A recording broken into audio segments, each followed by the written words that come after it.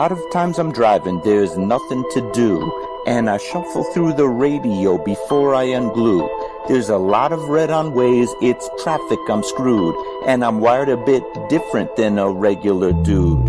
It's not a bad thing, I embrace it, it's true. The radio don't stimulate brain chemistry fluid.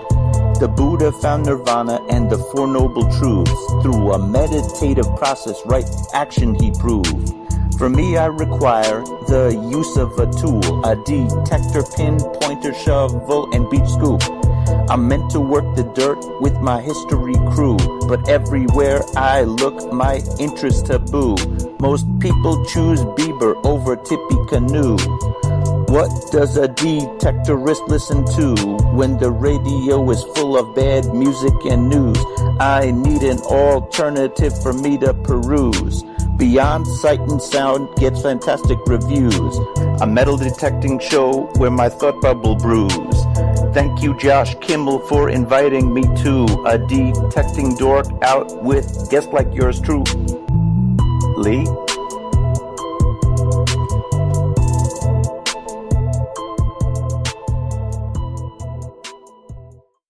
Are you looking for a high-quality beach and sand scoop?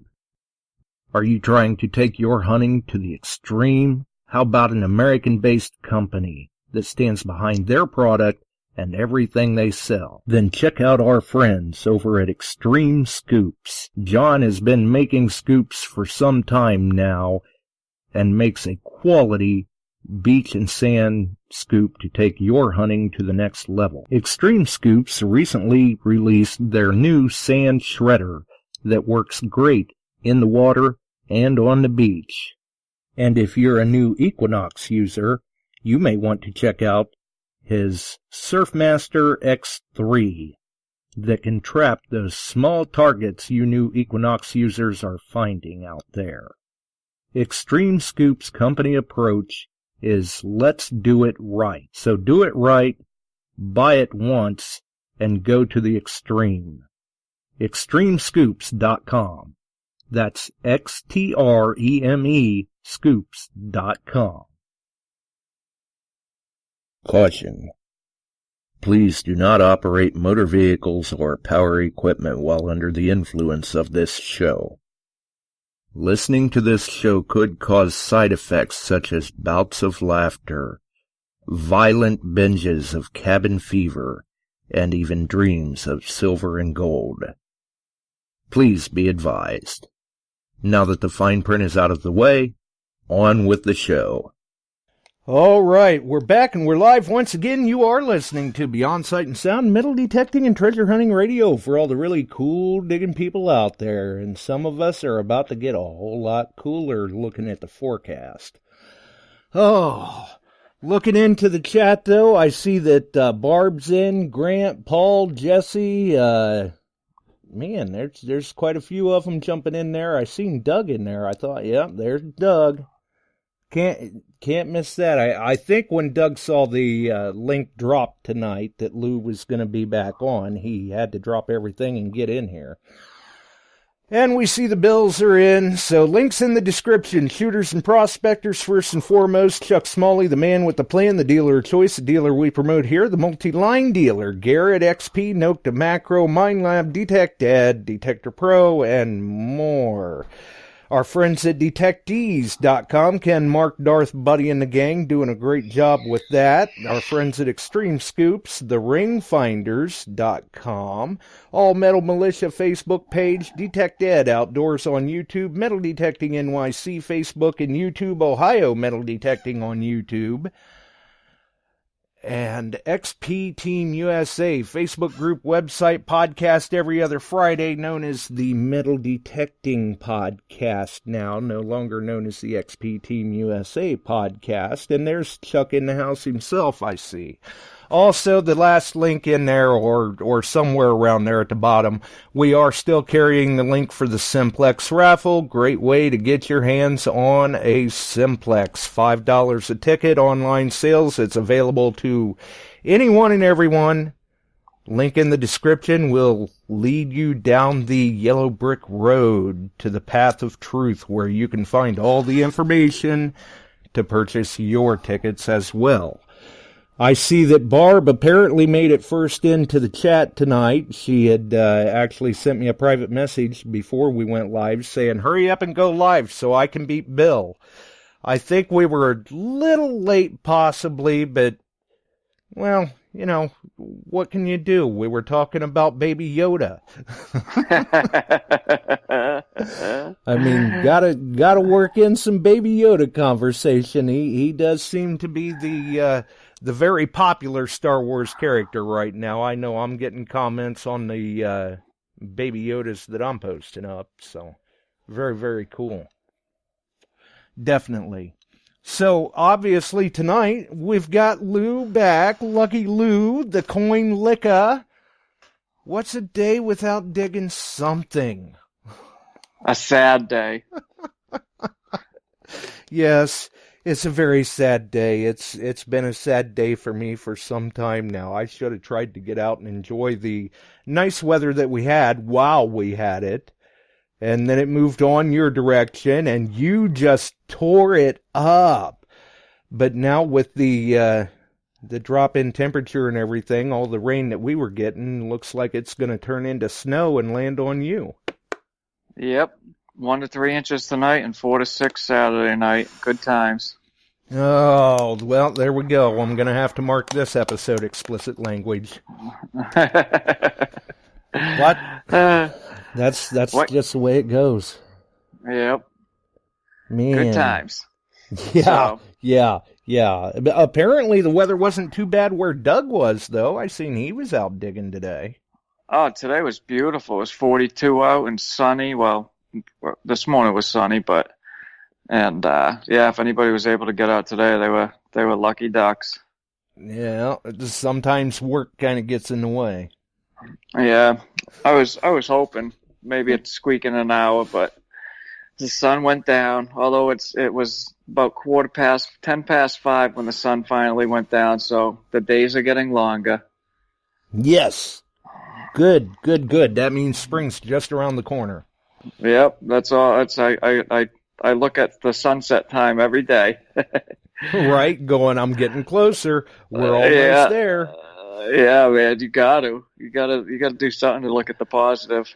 Right, yeah, absolutely. I would have to agree. I would. But, man, for the weather that we've had so far this year, it's been just unseasonably nice for the beginning of 2020.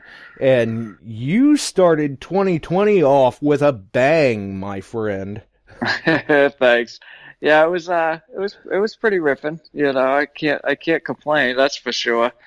Been very fortunate to save some goodies. Yeah, it doesn't look like 2020 is going to slow you down on the copper count. I mean, what did you end up with last year? 89. And what are you up to already this year? Well, I'm trying not to count, but Doug keeps making me count. So I have 8 so far. And 2 Fujios in as many outings. Yeah, I got one time. Fujio. I got one Fujio. Yeah, two digs in a row. But one of them was from last year. It was right at the end of the year. Oh, and okay.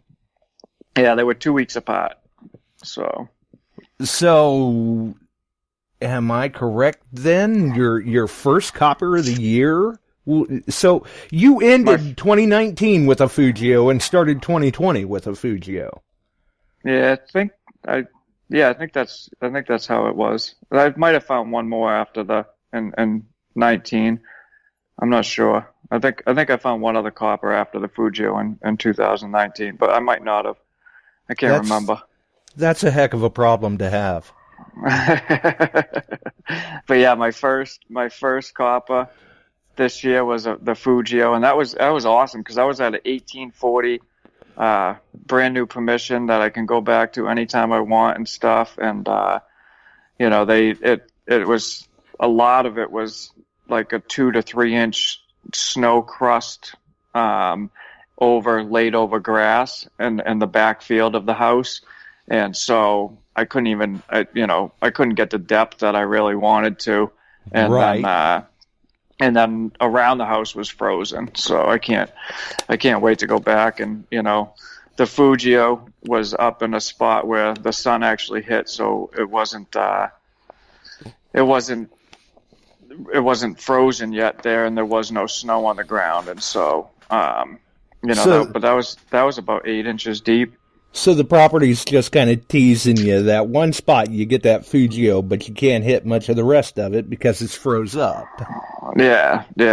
In that one area, though, I found that 1778 half real, which is the only silver I found this year so far. And I'll take it. That's certainly not a bad thing. And Bob's gonna be mad, but I found, I think, 5 or 6 Indians all up in that area as well. Already. So you've already got half dozen engines in the tribe already this year. Yeah. Wow. So and then there was a few flat buttons. I mean, this is like maybe a 40 square foot area. But the house next door used to be one of the schools back in the early to mid 1800s, and so it's a good possibility that like the Indians and stuff like that could have been stuff that kids dropped. Nice. So, but yeah, I mean, the place definitely seems promising. Like I said, in springtime I'll go back there and detect the heck out of it. I just got a tornado coil for the AT Pro. Doug was very proud of me, and that I took off the baby coil. Yeah, he finally talked you into it, huh? Yeah, well, it was just a sweet deal. Joe LeMay put up online, and I couldn't say no. So, but like I went out yesterday. When the price is right, you got to. Yeah, I went out yesterday, and I mean the fields were still butter, and halfway through January digging a field that's butter is just unheard of. I mean, it's just phenomenal. And so I got done working a couple hours early yesterday, and hit up a field, 1750s farm. I've been there detecting off and on for 3 years or so. Just whenever it's like a half hour or so away from my house, so whenever I'm in that area and I can hit it, I do. And I found a toasted copper that was 10 or so inches deep, a few flat buttons that were 9 to 11 inches deep, and that was all with that tornado coil. Wow. So yeah. So you're definitely noticing a difference. Yeah, it's nice when you dig the hole. I'm digging typically a 6-inch deep plug, and so when the pinpoint is not picking it up after you pop the plug and you got to dig deeper, it's always a good feeling. Yes, it is. Yes, it is. I see Miss Detectorist is in too. Welcome to Maya. Hey, Maya. Yeah, got the whole gang dropping in, basically showing support for you there. Yeah, well, I give them all the support. They all deserve it. They all make YouTubes and do all that. I mean, they put. I'm just a big goofball. You got, Miss Detectorist, Doug in a minute. Doug does the dumb Doug in a minute. Steph digs. Detected outdoors. I mean, they all put in the time making all those videos and stuff. Right. I'm just good at talking. You're good at collecting subscribers, seeing how long you can collect subscribers before you actually put up a video. I promised Jim at Central Mass Club that I'm part of. I promised him that if I get 100 subscribers, I will make a video. It might not be a good video, but if I can get 100 subscribers with never actually making a video, then I'll make one. Wow. So we've got to remember and give out your YouTube channel too, then. Maybe pick up a few more subscribers, then get you a little closer to that 100 mark so we can force you into it. Yeah, I mean, like I say, I always say, I'm happy with doing a Facebook Live here and there while I'm digging or making I don't make videos like I'm talking to the world. You know what I'm saying? Right. You know, they all the people that make the videos, they talk to the camera like they're making a video, where I don't, and so my video isn't going to be that good. Well, it all takes time. I'm sure once you get to that point, you'll do fine with it. I mean, well, wasn't too long ago here. You did a go live to show off a find or something, and had to stop to sing "Happy Birthday" to Kendall. Yep. Well, you know, it was his birthday. I just got to sing him happy birthday, right? He hopped on and was watching the video. Right, yeah. Made sure to squeeze it in there, no problem. Yep. Yeah, Nothing- doing the giveaways during December. That was fun, doing random Facebook Live giveaways. That was, you were starting to get quite a few people following that. Whatever happened to the gold? IB Neal in Oregon won it. Ah, nice. Yeah. It was so funny because that night, I forget what night it was that I did that, but there was only like 30 people on, so the odds were pretty good that you'd be getting it. But right. Dave Wise kept saying, "Just pull the name," and somebody'd hop in, and then I'd have to write down their name, and somebody else would hop in, and I got my 10-year-old sitting there with the Santa hat with all the names, and I kept adding names, and Dave's like, pick the name. And IB Neal was the last name, and I shook the hat. I shook the hat and mixed them all up and everything, and I ended up picking him. And Molly actually picked it, and it was so funny. So yeah, I remember seeing a post like, tonight might be the night, and I'm watching the timeline, and then I don't remember what happened. Something come up, I get distracted like a dog, and squirrel, and next thing you know, I'm off the other direction, and somehow or another I missed it, so I never did find out who won. There'll be random Facebook giveaways. I'm gonna try to do one a month for leading up to Christmas again. Wow. So, and just for those that missed them, I mean, those were some nice items you were handing out. Yeah, a bunch of silver, Morgan dollars, Walking Liberty, gold coin, and a bunch of Lucky Loose stickers. Right. A slab gold coin. Yeah, a slab, yeah. It was a Mexican 2 peso gold coin or whatever. Hey, still, gold is gold. Yeah, just like the gold ring I just saved. Right? There you go, yeah. I know you saw that, right? Yeah.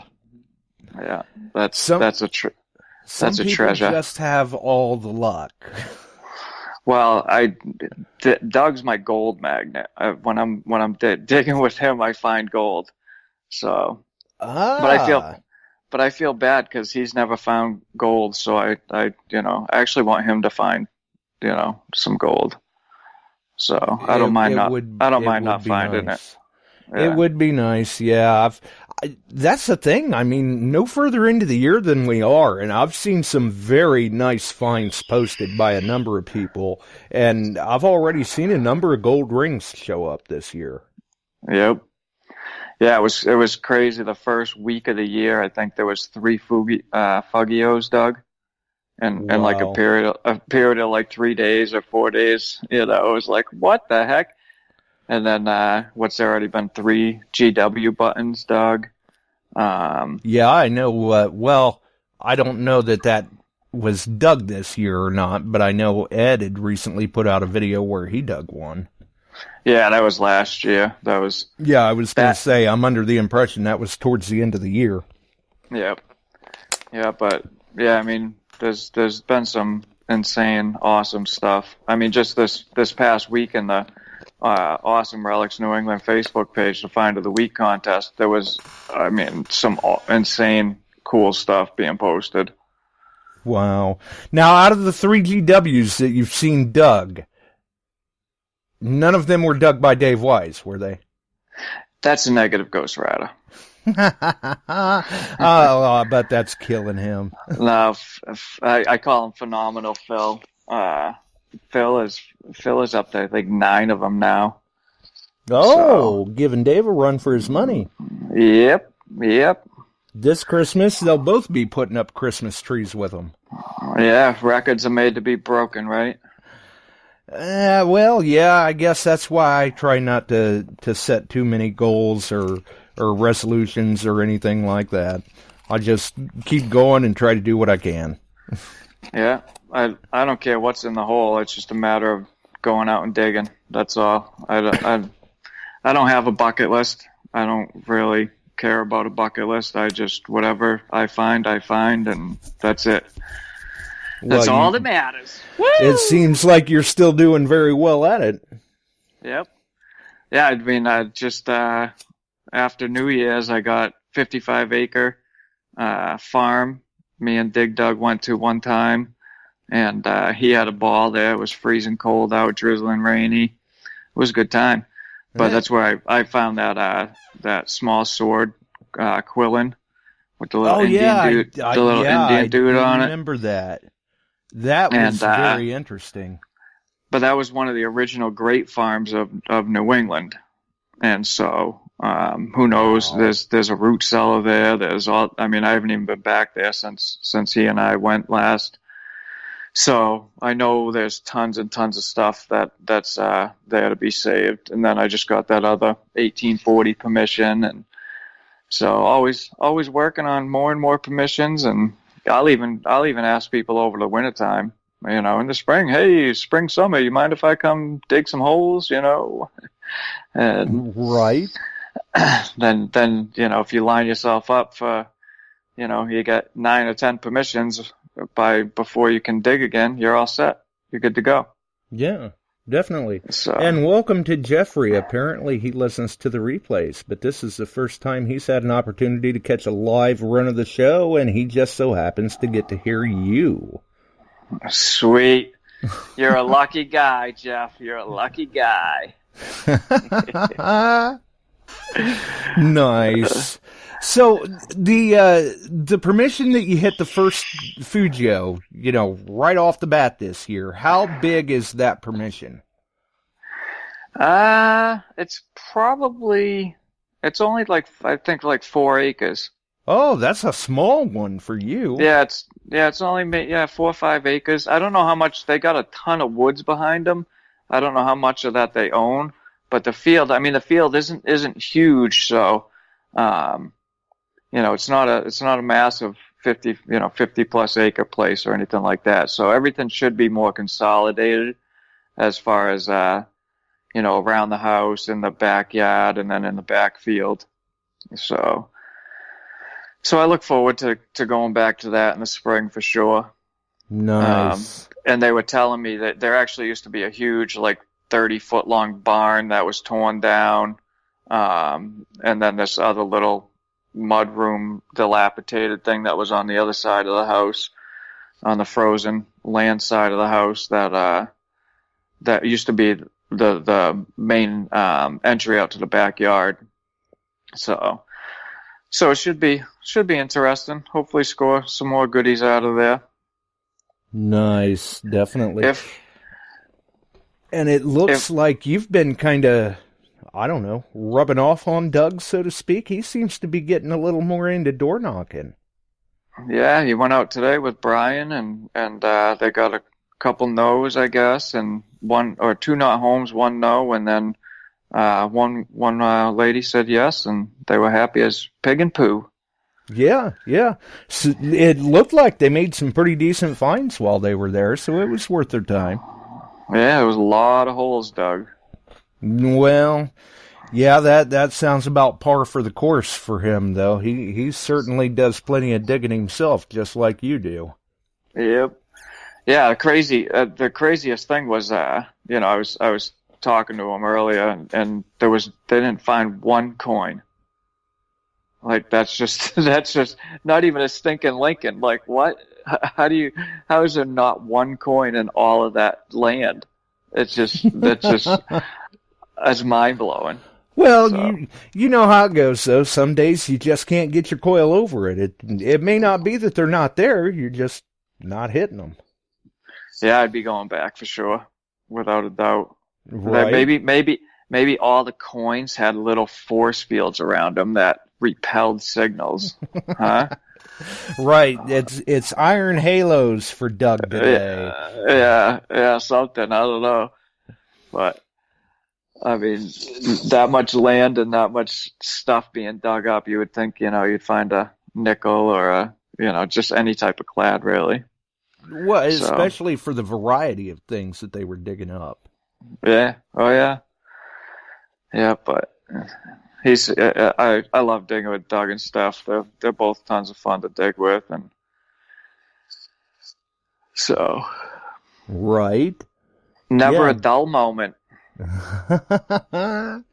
Right. Well, looks like Mike's got to get going. He must have work or something tomorrow. I don't know. So what are you going to do while you're snowed in then? Well, I'm going to try to go out in the woods for starters. See if that can. All the snow just finally melted this past weekend. That was in the woods. I mean, we had from when we got 2 feet of snow, and then we got little bits of snow here and there. The fields were fine, but the woods around me had 4 to 6 inches of snow in it still, and in a Wow. lot of places. And so, like, you couldn't even go in the woods to dig, and so it just finally all melted this past weekend with the crazy weather, and now we're getting a bunch more snow. So we'll see. We'll see if I can get in the woods or not. If not, then do some research online, find some homes to go knock at, and onto the spring maybe. Right. No, I'll drive down. I'll drive down to Connecticut. Oh, there you go. That works too. Head an hour south and still be able to dig for at least a little bit longer. Right. And it looks like Maya wants to know if you've got just one Fujio, and I'm not sure if she means for the year already or what. I got 2. We know you've got more than one, but so Yeah, you've got 2 already this year? No, I got 1 this year and 1 at the end of last year. So, Okay, so but two total I have, in the copper yeah, collection. 2 total Fudgios. Well, Maya's still, another one I want to go get out with again. I had fun. Me and Maya and Laura went out one day last summer, and that was a ton of fun. right. So I know she wants to come down and dig with me and Doug sometime. So definitely got to get her down here. Oh, I'm sure she'd be up for that. Yep. There's so many people, There's so many people that I'd like to dig with, but there's only so much time to dig. Yep, she says in the chat that, yeah, she'd love to get together and do some digging. Yeah, it might have to be in the spring so we can hit up some nice fields. But yeah, I a lot of times, like recently, my work was slow first week or 2 of January, and so I was only I'd go out for an hour and a half, 2 hours here, an hour there, 2 hours there, and so it's like days like that you can't really make plans with somebody. Hey, you want to drive an hour? Come with me to come dig with me for an hour. Yeah, it makes it a little hard logistically to coordinate everything and feel like it's worth their time, I imagine. Yeah. So a lot of times try to plan it for like a Saturday where you can get out for 5 or 6 hours or something. Right. Nothing wrong with that. So hopefully then you're kind of hoping that you've got a little bit of reprieve in the woods, maybe. Yeah. And that you don't get locked up. Yeah.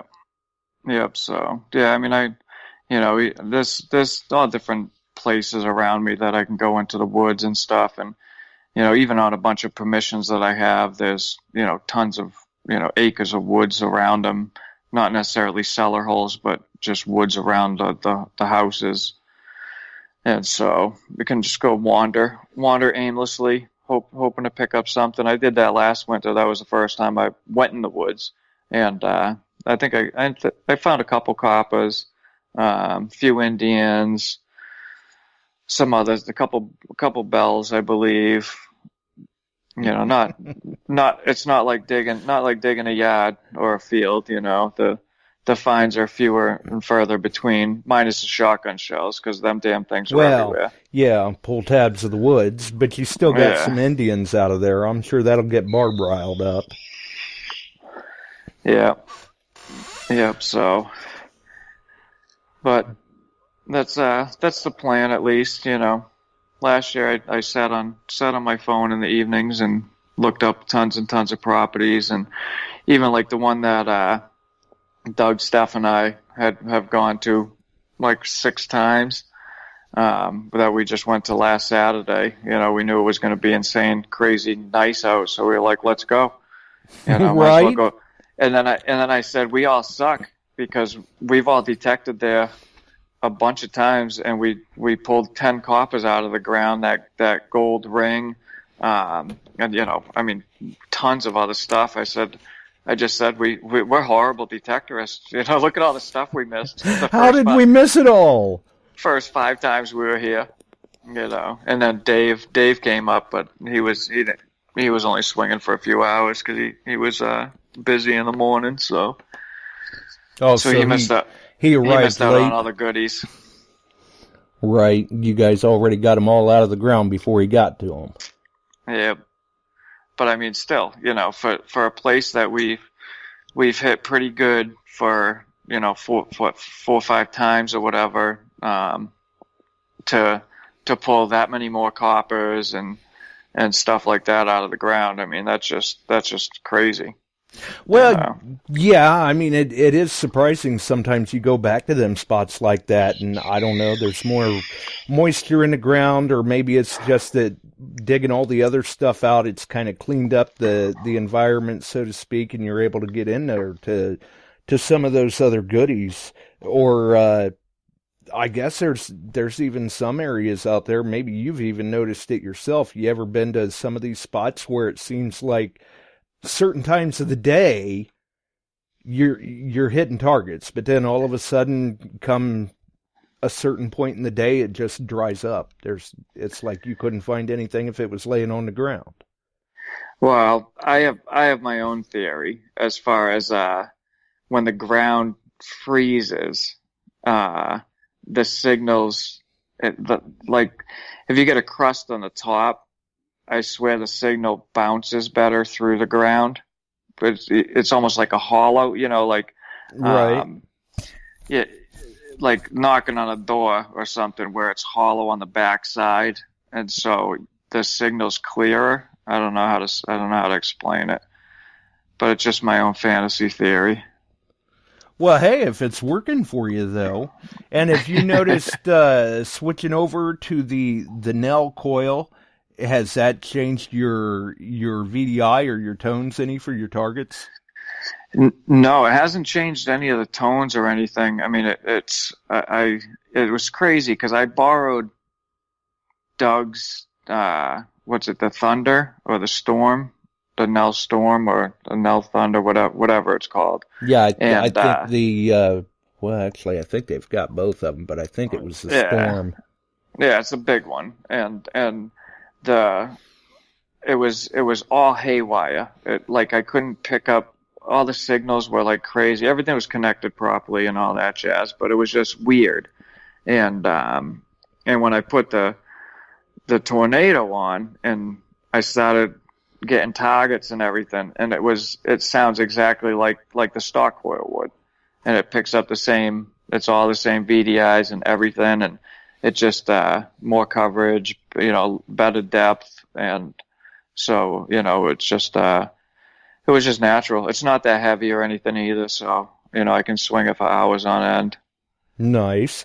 And no problem acclimating to the pinpointing of it since it's a larger coil? No, I'm a master pinpointer. Nice. Because a lot of times, and you've probably heard it too, sometimes people go to them larger coils and it kind of throws them off for a little bit. They've got to dig a few targets before they kind of find the sweet spot of the coil when they're pinpointing. Yeah, I had that with the 12 by 15 DTEC coil for the ACE 400. It took me a bunch of holes to get used to it, but no, with the I don't know, AT Pro pinpoint's awesome. Nice. So still gonna stick with the AT Pro this year then? Oh yeah, you know it. If it ain't broke, don't fix it. Yeah, I figured as much. And with the number of coppers you're finding, yes, definitely, it's not broke. It's working just fine for you. Yep. Yeah, and I've heard plenty of horror stories about different things breaking on them and this, that, the other thing, and knock on wood, I haven't had any problems with it. So, but I mean, the Garrett, customer service is probably the best in the business. They're just phenomenal. I mean, I think I kept pulling the wire out because I'm so tall. When I set down my detector to dig a hole, it put tension on where the connection goes to the wire, just a single wire at the detector, and I kept pulling it out and ruining it. And they kept mailing me out new ones. I just kept mailing them, I think 5 times.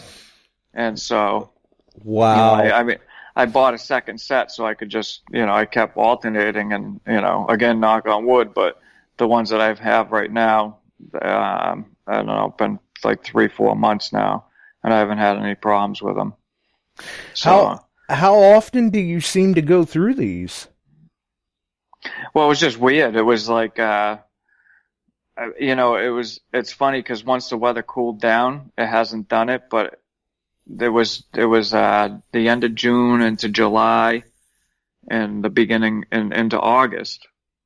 And so I don't know if being out in the 95 degree weather, heat, was heating it up. So maybe it stretched a little more. Right. Softened it up or something. And you wound up pulling it loose. Yeah. But I broke, I pulled out one. I bought a set off Amazon because I got the Amazon Prime. So I got him, the next day shipping or whatever. And, so I mailed out a set, got a set. I got the ones back from Garrett. I got brand new ones back, and like the next day that I bought off Amazon broke. Oh, that sucks. And so luckily I got the ones back from Garrett, and I called them back and said, hey, my second set of headphones just broke. And they had no problem whatsoever. Just, hey, we'll ship you out some. Thank you. Nice. Very good. I think they knew it was Lucky Lou and were like, yeah, we better keep supplying this kid some headphones. Right. He's tearing it up. And we've got Chuck on with us. Hopefully you're doing better tonight, Chuck. Yeah, a little bit better. Josh, Lou, hello. How are you? Good. How you doing? Good. Got a question. Now, when you're pulling the cord out, why haven't you just went wireless with it? AT wireless setup. I don't know. I'm old school. What's crazy is at the Bone Dig up in New Hampshire, the first event I went to, I won the first raffle, and there was a set of Garrett wireless headphones up there, and Morgan Silver Dollar and some other stuff.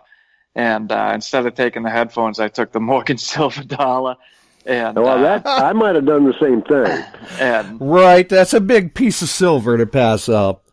Silver dollar in the pocket's always good. Well, I just kind of wondered. I mean, my first experiences with the wireless was with the CTX, and it's anything else I've ever used now, I've got a wireless setup. It frees you up from, you're moving around and that kind of stuff, so you aren't putting a lot of stress on the unit. That's right. That's the way it was with me too. Was the CTX, and I'm telling, I was old school too, Lou. But that wireless technology spoils you very quickly. And once I had that freedom with the CTX, I never went back. Yeah, I mean, I don't know if I was given a set, I would try them out and see if I even liked them. But I just can't. They're like, what are they, like $160? I don't feel like spending $160 for wireless headphones when I have 2 sets of headphones, Well, I run into guys, believe it or not, old school guys that still don't buy pinpointers. And I look at them and I say, yes. So being old school is great, but if you want to free yourself up from dragging your detector around or standing up too quick and it following you, and they really work well, but that's neither here nor there. I mean, that's just something I thought I'd ask. And you said your buddy was dishing you in here saying you dig holes as big as Rhode Island. Oh, yeah. I wasn't going to let that slide. I'm sorry. Yeah, that's a big negative, though. I have some fun with you. My name's not Dig Dug. So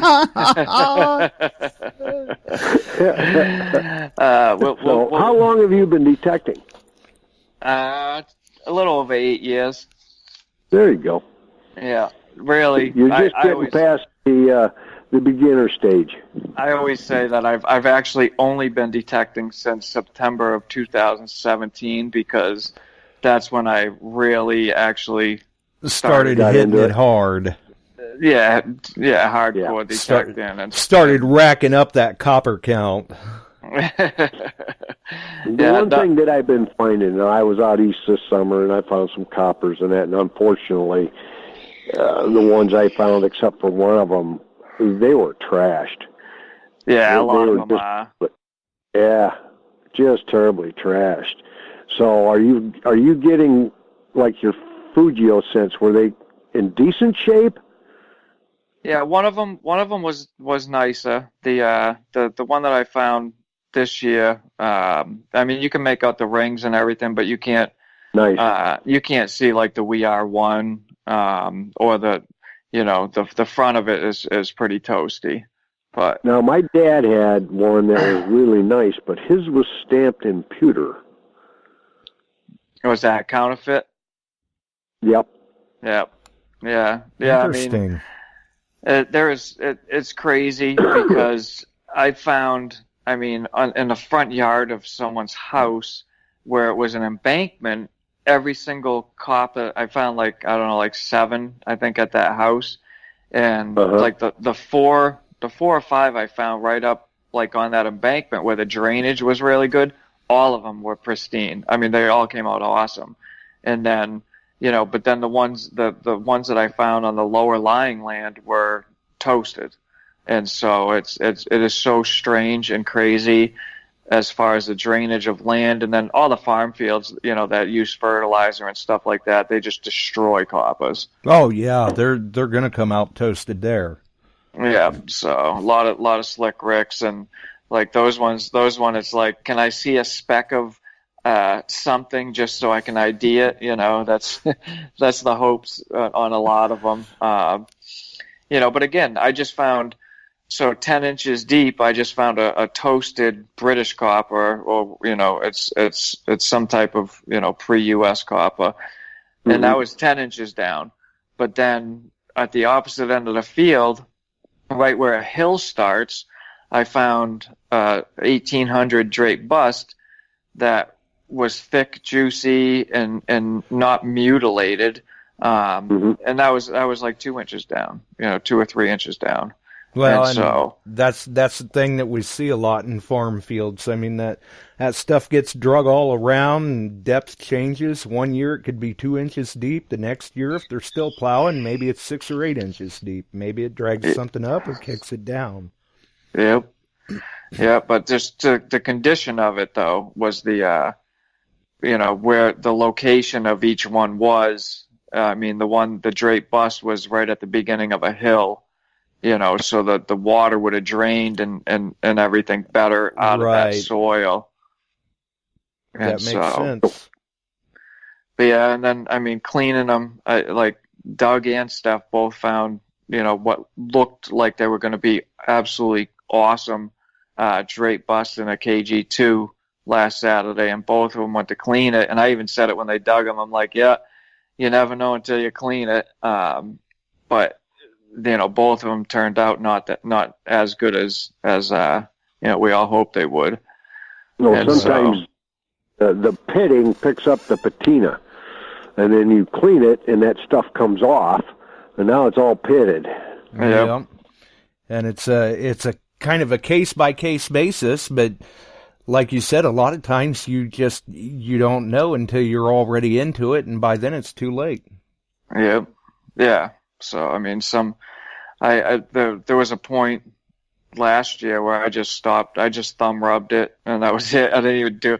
I got a ton of them in my book that I could probably attempt to clean, and I just stopped for a while. I was like, all right, I'm not even going to bother, and then I'll get some, and I'll do electrolysis on them, and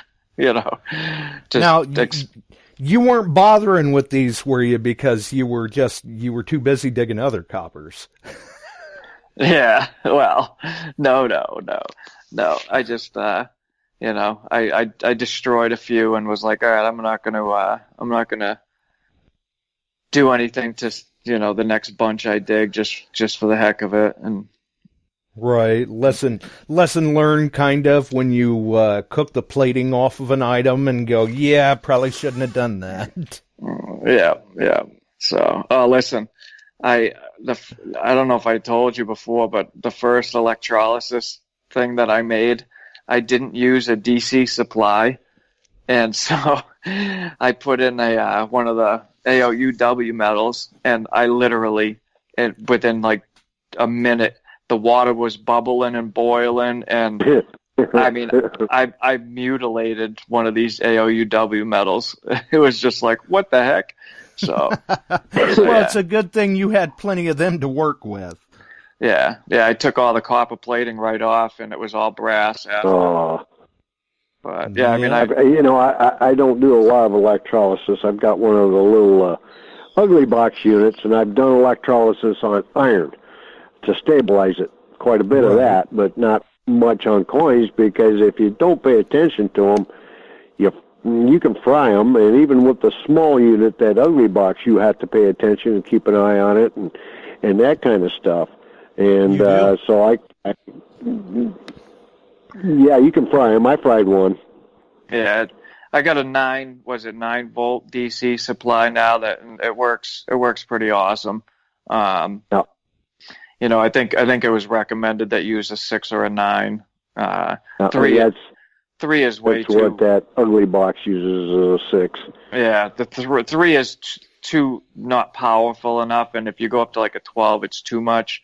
But like silver coins, let me tell you, throw a silver coin in electrolysis, and I mean, it cleans up phenomenally. So it can. But you do it for 30 seconds to a minute at a time. You experiment, see how long you can keep it in there for, and stuff like that. And I've already zapped the copper this year just for the heck of it. How'd it come out for you? It was a braided hair. I mean, I couldn't see the date on it, so I was like, let me zap it and see if I can pull a date off it, but I still couldn't see the date. Well, I did get a 1770 date off of one of the coppers I found out east this year. Nice. The others, they were too far gone. They were just gone. Yeah. Right. Sometimes there's just no helping them. Yeah, but old silver's funner. My goal this year, the one thing I'm going to find is a draped silver. That would be nice. I found bust coins out here in the Midwest, a fair amount of them. I found reals out here in the Midwest, but you got to go to certain areas where people congregated to move westward, and you'll come across them, but never anything like that. Yeah. Yep, it's always fun when just hearing the tone. You get all excited. Like that. Have you found Old English silver? Oh no, I've never found never any of the Old English silver coins that may have traveled over with the England. No, well, you're in the right area. I'm just curious. And George, and talking about George Washington buttons, I've never found one. Always wanted to. I mean, I found coppers. I found old silver. I found stuff that I never thought I would find in this area, and I did. And I found some stuff out east and on Civil War sites, but finding a George Washington button would make it. That's kind of the bucket lister for me. Yeah, you never know until you dig the hole, right? That's right. Right? That's the way we saw on Detect Ed's last video. I mean, he had no idea until he flipped it over, and then he just absolutely flipped out. Yep. Yeah, my oldest silver is a 1751 1 real. That's my oldest silver. Nice. Yeah, and you know what's awesome? My first silver this year was January 7th. I found that 1778 half real. 1 year ago to the day, almost to the minute, I found that 1 real. Oh, wow. It's kind of strange how those things happen. Yeah, and that was my first Spanish silver too. Was that 1 year ago, which it was kind of cool finding another Spanish silver almost to the minute. Right? Yeah, never turn that stuff down. Because I found a gold coin October 28th of 2015, October 29th of 2016, I pulled a gold coin. That's awesome. Yeah. Where, Chuck, where are you? Illinois. I'm in Northwest Illinois. Illinois, yeah. One gold coin was on the Illinois side, one gold coin was on the Iowa side. That's awesome. That is now, is there like a trade route out there that you detect around? Yeah. I live along the Mississippi River, and the Mississippi River is an old corridor. Yeah. So if you research it, a friend of mine has found a 1794 flowing hair cent out here. That's awesome. Gorgeous. That is awesome. Wow. And we have found my oldest foreign silver in the U.S. is 1744 real. I got a pillar dollar here. I've got two reals, 4 real, half real, and 1 reals. But you've got to be specific where you hunt. Yeah. Yeah, especially for your neck of the woods. They don't come up scattered. You know what coin I like finding almost as much as I like coppers? 2-cent pieces. I love finding 2-cent pieces. Yeah, I love finding 2-centers. Me too. I got 8 so far, and I every time I find one, I love it. They're just awesome coins. See, you're doing you're doing very well, because there's some people that they've hunted maybe 20, 30 years and they still don't have a 2-cent. Yeah, it's so crazy because. I mean, I read so many posts in the forums and groups and stuff, and even like the Spanish silver. There's people, it puts everything into perspective. When you have somebody saying they've been detecting for 20 years and they've never found one Spanish silver coin, and I found like 9 last year, and so it's like that with a 2-center. I've been fortunate enough to find 8 in the last 2 years. And there's people who've never found one that have been detecting forever, and so I feel super lucky that I find these things, and it's just crazy amazing.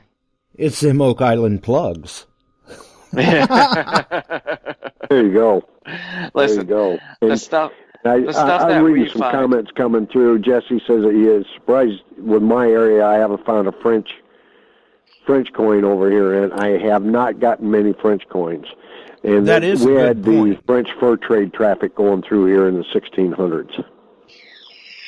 Yeah, that's a. And I've never found anything French over here other than newer French coins, and their stupid-looking dime looks like a gold piece when it comes out of the ground. Yeah, I do recall you've hit a number. Said something else. You pull it out and you go, oh, what the hell? Oh no, throw it away. Yeah, you've hit a number of found a foreign coin that I thought was a gold coin, and it's gold colored and everything. Nice thick coin, and I was so excited when I pulled it out, and then I was like, "What is this? What is this?" I think it's like Chinese or something, some Asian coin. And, right. Well, and this is just not fair. Yeah. My biggest heartbreak was at the end of the year. I was out at that 1750s farm, and I got an 88, which is, a silver quarter-sized coin. And so I'm digging, and I see the edge of silver, and it was a Washington, and I was like, oh man, I knew it was going to be the sound, the tone of it, everything, the VDI. I knew it was going to be a silver quarter, and I was just like, it couldn't have been at least a barber, or right. just anything other than a Washington. It couldn't have been a Standing Liberty even. Did you at least get further back than the 1960s on it? It was a 1950.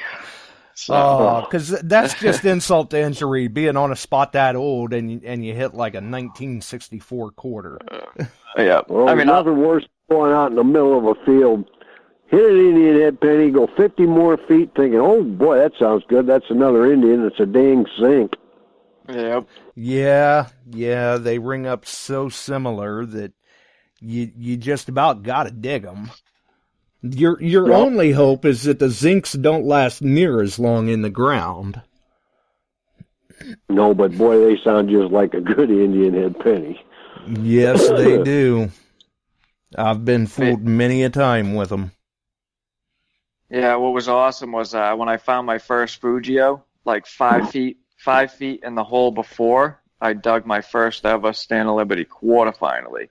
And I was so ecstatic about that. And then, 5 feet away, I dug a Fugio, and I actually did a Facebook Live, and I couldn't tell what it was or anything at first. And the video itself is just funny because I'm like clueless. And right, and then you see the realization set in. You're like, "Oh my God, it's a Fugio!" Yeah. So, but I was so stoked about finding. The sun was going down, and I just found that Stand of Liberty, and I mean, I can't believe that I just never found one, and I could actually make the date out on it, so I was happy. I'm a big believer for a coin that was known as the workhorse of the economy. There were that many of them out there, but they don't seem to pop up very often. I think a lot of that has to do with the big silver melt of the 80s. Listen, there are more 1817 large cents out there than there are Stand of Liberty quarters.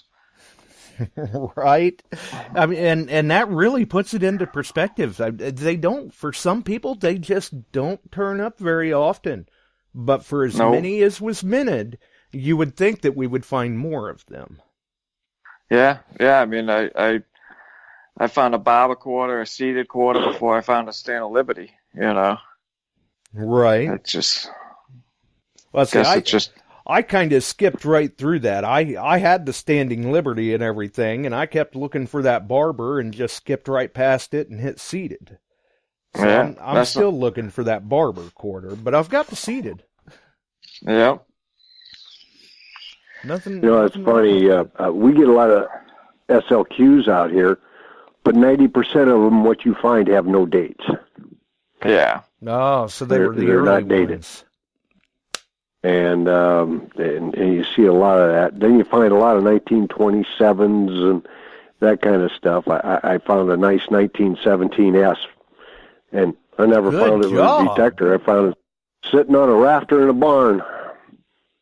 Oh, nice. Well, that might be an option for you, Lou. If you get locked up and can't dig, maybe go and start searching through some of them old barns on them permissions. Well, there is one that was built in 1778 that I may be able to go search in. It's still in nice condition too, miracle as that may seem, but yeah, there is that barn that I could probably talk to. We've lost so many of the old barns out here, and several reasons. They don't use them. They get dilapidated. Right, flooding, tornadoes. And they have us. Then if they don't want them on the property, they don't use them like they used to. The barn wood is valuable to them. They tear them down and sell the wood off. Yep. And there's repurpose good it all. money in that. Yep. And the barn that I was in where I found that quarter, the only reason I found it, they'd contacted us to burn the barn down.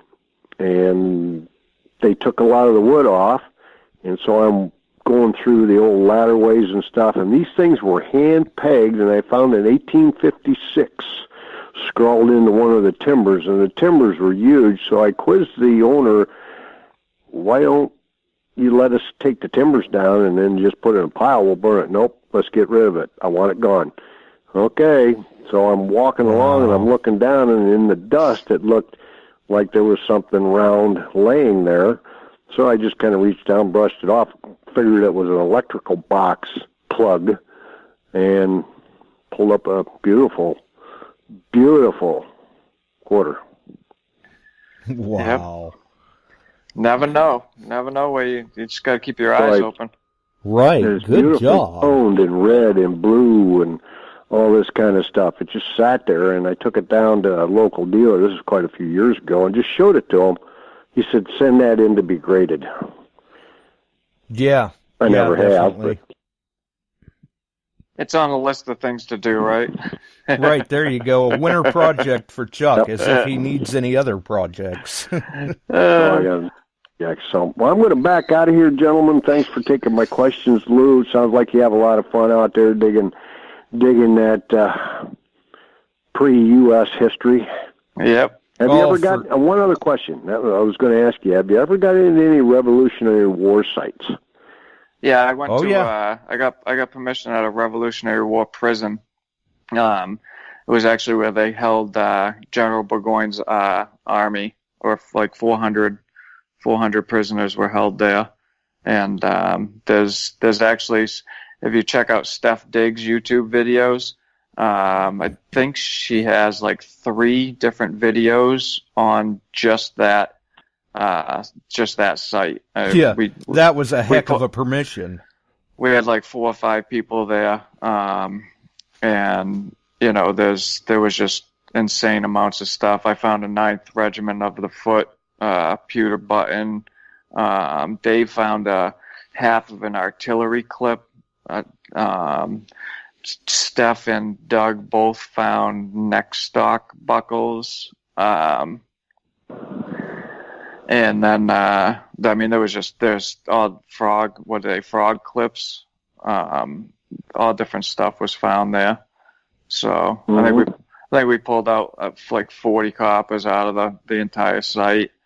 Wow. Yeah. And that's where I was on a Revolutionary War site this summer and found a regimental insignia hat number. Oh, yeah, the number 9. That's number awesome. 9, and we found round ball and coppers and shoe buckles and all kinds of stuff, and that just tickled me to no end to find from that period. Yeah, sight of a lifetime. Yep. So, but yeah, that's the way Lou does it. He ain't nothing better than for him to get out and find something and have fun. Yeah, it's all about having fun, making friends, making memories. Yes, sir, it is. So, you have a great night, gentlemen, and good hunting to you both. All right, you as well. All right, Thank same you. at you, Chuck. Thanks for the call. All righty, bye-bye. Yeah, it's so crazy because looking back at that, Dave and Steph and Doug, they all knew what they were at.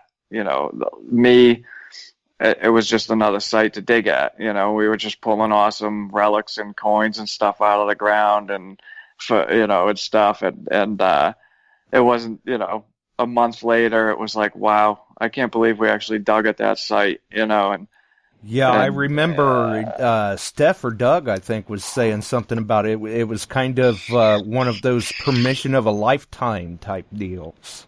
Yeah, it really was. I mean, it was definitely something that will never be forgotten. And Steph's got some videos, so some very well done videos.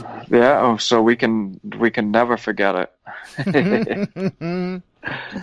Yeah, definitely. I mean, it was definitely a good time out there, and I mean, I'm sure for some of the people listening, myself included, to be on a site like that and to be immersed in that much history, let alone the fact that you're going, yeah, we pulled 40 coppers out of the area. Wow. Yeah.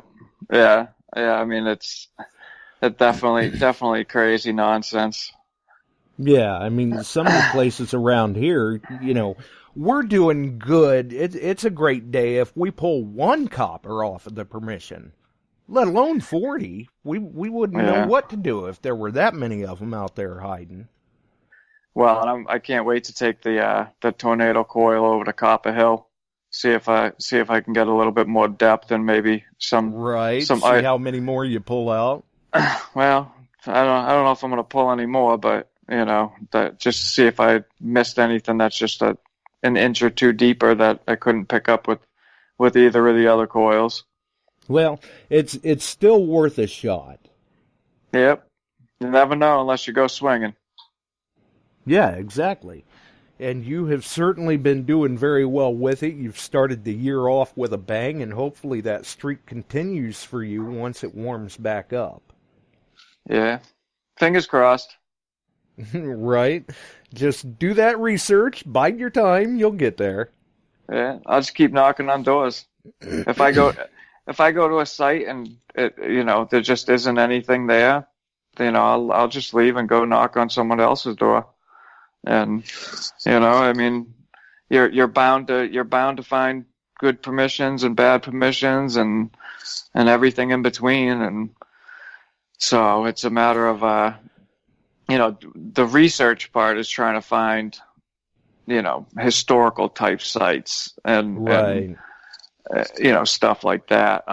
Maybe undiscovered old homesteads, or where a house used to be, that a house was built in, say, 1950, but there used to be a house in the 1700s there. Yeah, exactly. It's all on how you look at the property, because sometimes you can look at that house and go, well, that ain't very old, but you got to stop and think, what was there before that? Exactly. Yeah. And even like the site that me and Steph and Doug were just at, there's 3 houses up at the road that used to never be there. And so, I mean, I'm going to go knock on all 3 of their doors. They all have tiny yards, but I'll knock on all 3 of their doors and just to see if they'll say yes. And I'll just do their little yards because of all the stuff that was pulled out of all the land right around their tiny properties. It's worth at least trying, even if there was, a few inches of landfill put on there, it's a good possibility that you can still find some awesome stuff. Yeah, especially with that Nell coil now. I know there's been places that I've hunted where, you go back and you look at the maps and you find out that, hey, back in the day, this was quite a large farm, but then the property got split up and sold off into parcels. So, okay, we've hit this one. Now let's go hit this side of it. Now let's try to get permission for this one. Yep. Yeah, I mean, if it's producing, absolutely. If you're on a farm that's, say, not producing that much and the finds are few and far between, time to move on. Yeah, you might not want to, go hit up those places. So it depends. I mean, a lot of people see you out there detecting. I've had plenty of neighbors come up hey, you finding anything? Yeah, yeah. You rip out your stuff and start showing them and chit-chatting with them. And, oh, you mind if I come over to your yard? No, not at all. Yep, there you go. So There never, you go. never Now, be bashful. For those that may be wondering, because I know somebody's probably wondering listening, where do you make that determining factor? What is that time frame where you're like, okay, this just isn't panning out. It's time to move on. Because, some people, they'll go out and they'll give it like 15 minutes and they're like, yeah, it's time to move. And you're not even giving the property a chance. You got to go out. Depending on the size of the property, for one. Right. If you have, say, 10 acres of field, you got to go out there for at least a couple hours. I wouldn't give up on anything unless I put in at least 2 or 3 hours on it. But if your arm's getting tired because you're swinging so much and you're not digging nothing, then you might have a problem. Yeah. So right. And speaking of which, when I go to different places, places I've hunted a lot at and stuff like that.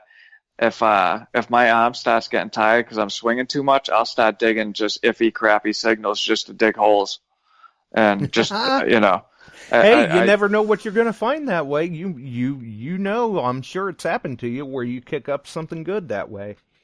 Yeah, here and there you will, but a lot of times, it'll just be that chunk of iron, and I just say, well, at least I got to dig a hole. Right. I got to give my arm a break from swinging that coil anyway.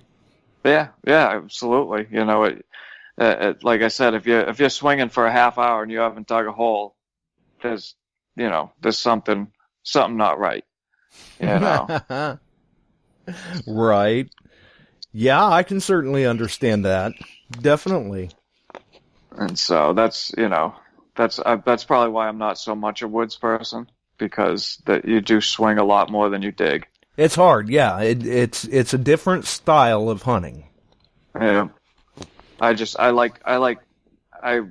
Last Saturday I went out into the woods of the property, and I got a branch like right in the outside of my eye, and ouch.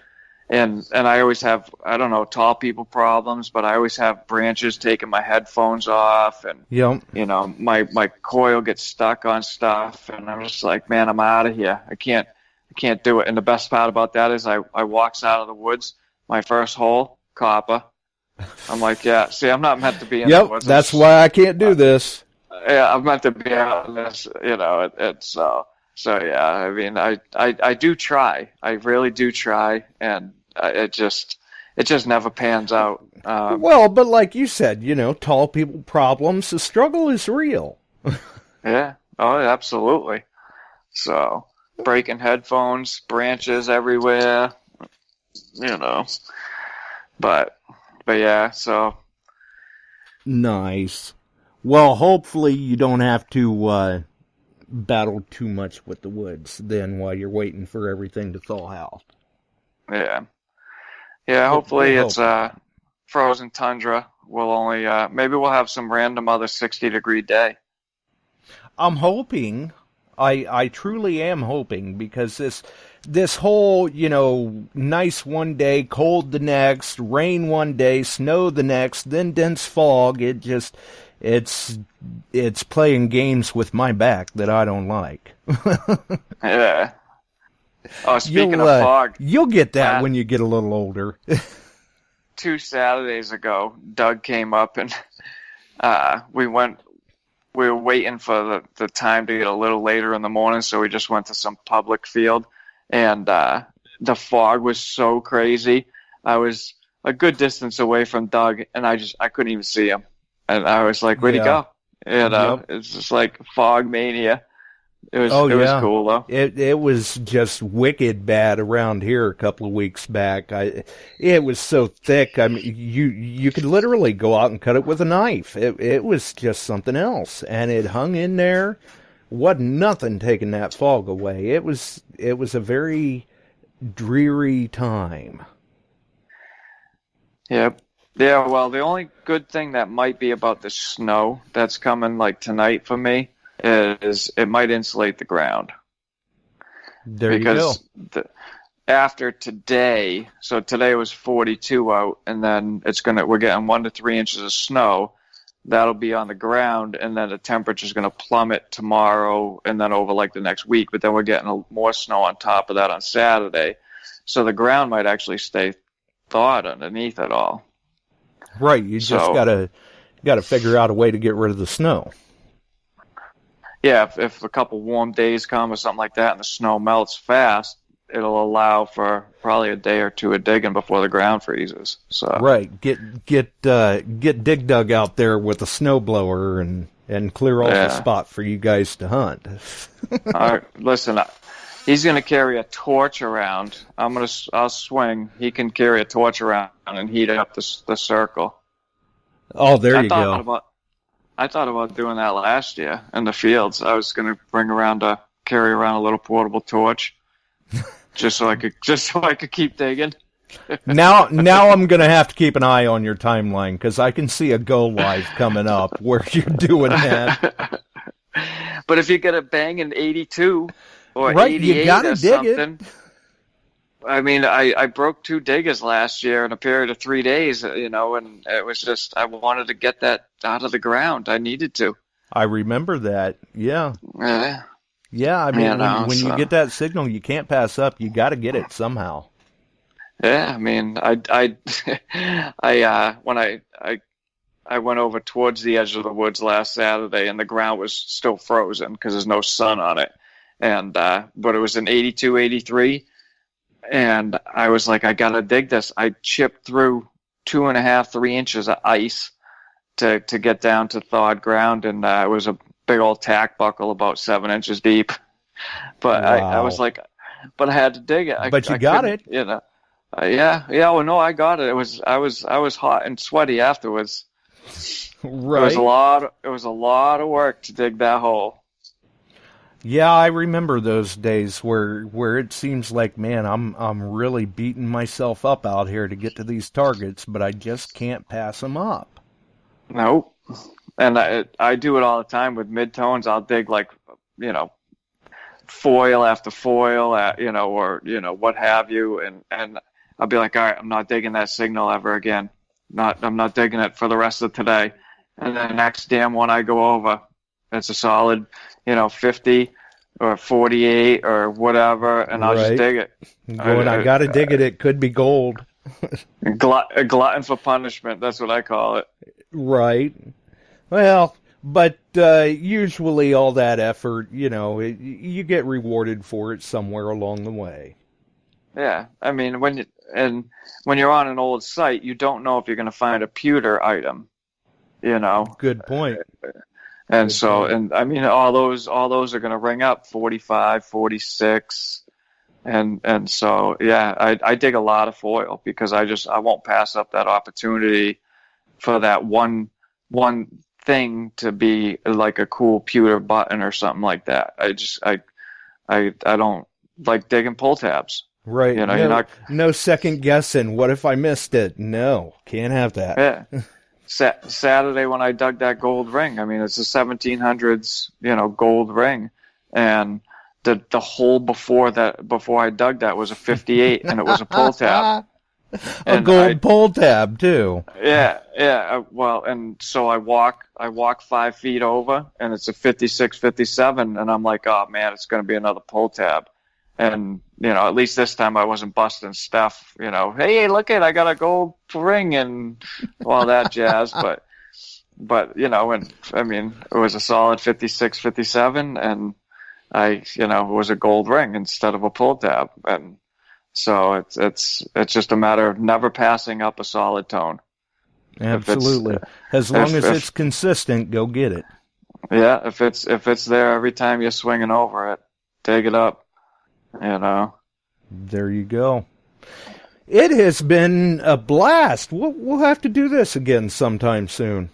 Yeah, not bad for a short notice, huh? Right, yeah. But before we go, I guess you probably ought to let people know where to find you. Get that YouTube subscriber list up so you can get that video out.